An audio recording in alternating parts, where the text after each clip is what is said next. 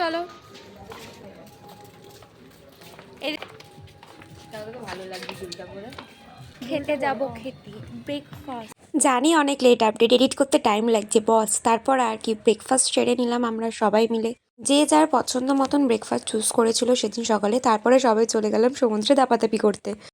যে যাকে পারছে ভাই ধাক্কা দিয়ে ফেলে নিচ্ছে, লাফালাফি করছে। তারপর আমি আর প্রিয়া একটু দৌড়াদৌড়ি করে নিলাম। আর সমুদ্র সৈকতে যাওয়া মানে তো ঝিনুক কোড়ানো মাস্ট। তারপর আর কি প্রচুর মজা করার পর চলে গেছিলাম সুইমিং পুলে।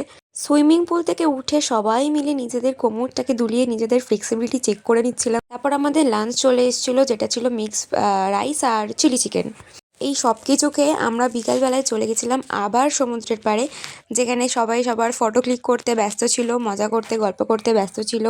সবাই মিলে খুব খুব খুব ফান করছিলাম, কিন্তু এই মহাশয় নিজের মায়ের সাথে কথা বলছিল।